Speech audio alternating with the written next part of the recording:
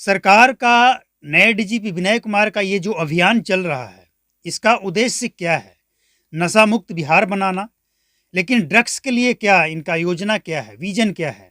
ये एक सवाल। और दूसरी बड़ी बात ये है, कहीं ऐसा ना हो कि ये कुछ दिनों के लिए हुआ बन जाए और इसके बाद शराब का जो दाम है बिहार के अंदर, वो कई गुना और बढ़ जाए। बाकी फुल जानकारी के लिए इस रिपोर्ट को पूरा देखें।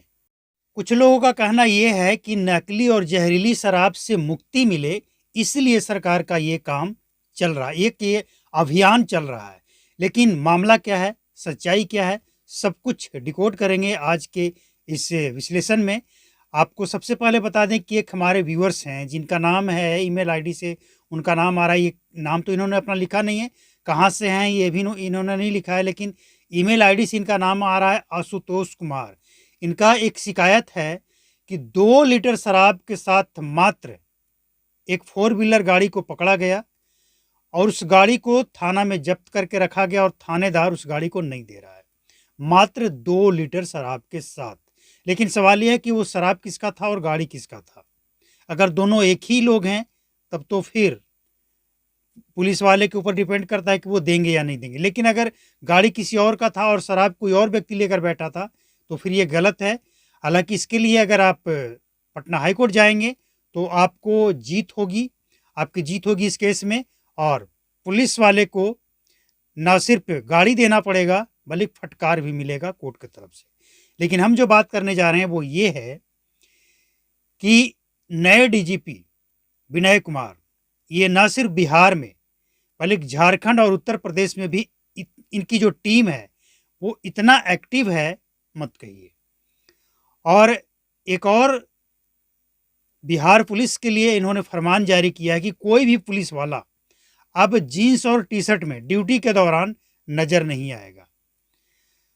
अब जो पुलिस वाले ड्यूटी में रहेंगे वो या तो अपना उनका जो कोड सिविल कोड है, मतलब जो उनका ड्रेस है उस ड्रेस में नजर आएंगे, या फिर जो सरकार की तरफ से जो निर्धारित है ड्रेस वही पहनेंगे।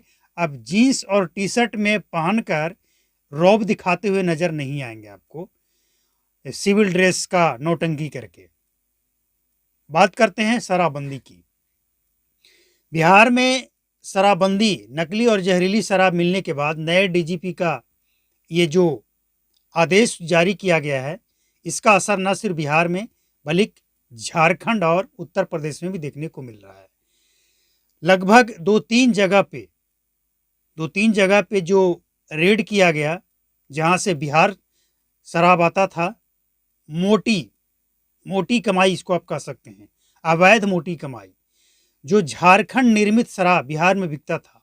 आपने सुना होगा, देखा भी होगा, या हो सकता है आपने पिया भी होगा।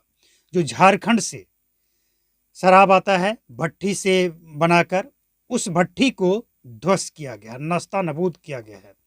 और महुआ, जवा महुआ की अगर बात करें तो 1-2 केजी नहीं, 1-2 क्विंटल नहीं, 5 से 7 क्विंटल 2-3 जगह पे ये जावा महुआ नष्ट किया गया है। यानी अब नए डीजीपी का जो प्लान है वो सिर्फ बिहार में नहीं, झारखंड और उत्तर प्रदेश में भी काम करना शुरू कर दिया है। अब किसी भी तरह का नकली और जहरीली शराब बिहार के अंदर, हो सकता है कुछ दिनों में इसका रिजल्ट बिहार में देखने को मिले कि अब नकली और जहरीली शराब बिहार में बिकना बंद हो जाए। तो क्या होगा? क्या सिर्फ ब्रांडेड इंग्लिश शराब और ब्रांडेड बियर मिलेगा बिहार में? क्या होगा?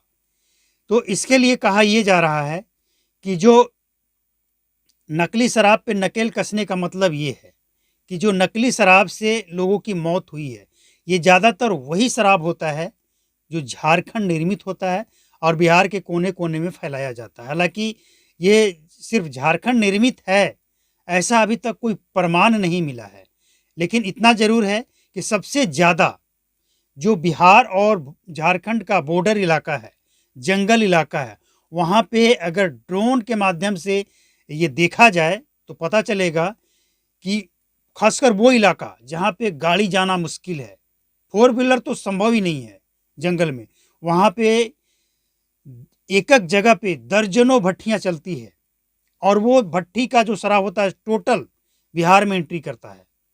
इमामगंज इसका एक जीता जागता नमूना है। जो पहाड़ी इलाका है, पहाड़ी के उस तरफ झारखंड और पहाड़ी पार कर गए, जंगल थोड़ा पार कर गए तो बिहार। और रात भर वहाँ के आसपास के लोगों का मानना है कि पूरा रात सुबह 4 बजे तक, रात 10 बजे से सुबह 4 बजे तक शराब की डिलीवरी चालू रहता है, पूरे बिहार में सप्लाई होता है। तो इस पे नकेल कस के क्या प्लान क्या है सरकार का? क्या बिहार में शराब चालू करने का प्लान है या नकली और जहरीली शराब पे लगाम लगाने के बाद बिहार के लोगों का नशा करने का जो आदत है वो छुड़ाने का प्लान है? क्योंकि जब न बिकेगा न लोग पिएंगे। सवाल यही है ना कि शराबबंदी वाले बिहार में शराब बिकता है तो लोग पीते हैं, लेकिन जब बिकेगा ही नहीं तो स्वाभाविक है लोग पीना छोड़ेंगे ही। लेकिन सवाल, सबसे बड़ा सवाल ये है कि क्या ये संभव है? क्योंकि 8 वर्ष से ज़्यादा हो गया, अब तक तो ये असंभव लग रहा था और असंभव ही लग रहा है। क्योंकि जिसके कंधे पे ये जिम्मेवारी है वही तो ये काम कर रहे हैं, कोई दूसरा थोड़ी कर रहा है। अगर कोई दूसरा कर रहा होता तो ये हो सकता था। लेकिन एक बात और, ये एक जो अभियान चल रहा है ना, इस अभियान में एक बात और देखने को मिली है कि बहुत सारे अफसर का ट्रांसफ़र किया गया है इधर से उधर, और जो बड़े ऑफिसर हैं, एसपी लेवल के हैं, डीआईजी रेंज के हैं, ये सब भी अब जगह जगह जाकर रेड कर रहे हैं और गश्त कर रहे हैं। मतलब अब ड्यूटी इनकी भी टाइमिंग बढ़ा दी गई है कि आपको उस इलाके में भी जाकर ड्यूटी देना है जहां से सबसे ज़्यादा क्राइम की शिकायत, शराबबंदी से संबंधित शिकायत आता है। मतलब विनय कुमार नए डीजीपी के आने के बाद पुलिस डिपार्टमेंट जो निकम्मी सी दिखती थी, बस थाना में बैठे बैठे उनका सारा काम होता था, सबको, खासकर बड़े अधिकारी को और थाना प्रभारी को पूरी तरह से ड्यूटी में लगा दिए हैं कि आपको पूरा ड्यूटी देना होगा। जो पेमेंट देते हैं ना सरकार के तरफ से, जो आप पेमेंट लेते हैं उसका पूरा पैसा वसूल ड्यूटी देना पड़ेगा। मतलब ये है कि जो लक्ष्य है नशा मुक्त बिहार, इस पे क्या सफलता मिलेगी, या फिर यह भी एक कुछ दिनों के लिए हौवा बनाकर नए डीजीपी सुर्खियां बटोर लेंगे और फिर मामला वहीं का वहीं रह जाएगा।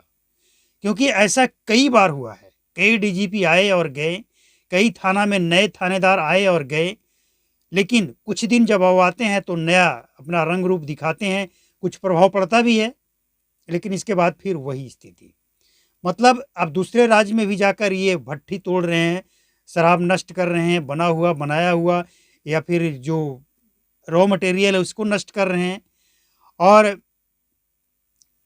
सहयोग कर रही है वहाँ की पुलिस भी, झारखंड हो उत्तर प्रदेश हो। और इतना ही नहीं, वहाँ से जो बिहार में इंटर होता है ना शराब, उस पर भी उनकी अब पैनी नज़र है। यानी अब ना तो बिहार में शराब नकली, जहरीली और ना असली, किसी भी तरह का कोई शराब बिहार में एंट्री नहीं करने दिया जाएगा। और जो बिहार के अंदर शराब बनता है उस पर तो नज़र है ही। मतलब पूरी तरह से अब नशा मुक्त बिहार बनाने की तैयारी है। लेकिन अब सबसे बड़ा जो सवाल खड़ा होता है वो ये है कि एक तरफ बिहार पुलिस को लगा दिया जाता है शराब बेचने वाले को पकड़ो पकड़ो पकड़ो, और दूसरी तरफ ये जो छोटा छोटा पाउच में ड्रग्स बिक रहा है, इसका क्या, इसके लिए क्या प्लान है? तो फिलहाल इसके लिए बिहार पुलिस, बिहार सरकार के पास कोई खास प्लान, कोई आधुनिक प्लान नहीं दिख रहा है। मतलब ये कि शराब पे लगाम लगाएंगे और ड्रग्स का कारोबार फैलाएंगे, यही प्लान फिलहाल दिख रहा है। और कोई पॉजिटिव ड्रग्स को लेकर नहीं दिख रहा है। लेकिन शराबबंदी को लेकर जिस तरह से अभियान चलाया जा रहा है, अगर ये सचमुच अगले 2 महीने भी चलाया गया ना, होली तक अगर ये प्लान सक्सेसफुल रहा, तो हम समझते हैं कि 90% जहरीली, नकली क्या, किसी भी तरह का शराब बिहार में बिकने पे बैन लग जाएगा। और इसके बाद अगर बिकेगा भी तो फिर आम जनता के लिए बहुत खतरनाक हो जाएगा, क्योंकि फिर उसका रेट कई गुना और बढ़ जाएगा। तो क्या सरकार का प्लान सचमुच शराबबंदी पे रोक लगाना है, मतलब नकली जहरीली शराब पे रोक लगाना है, या फिर इस तरह की कार्रवाई करके दाम बढ़ाना है?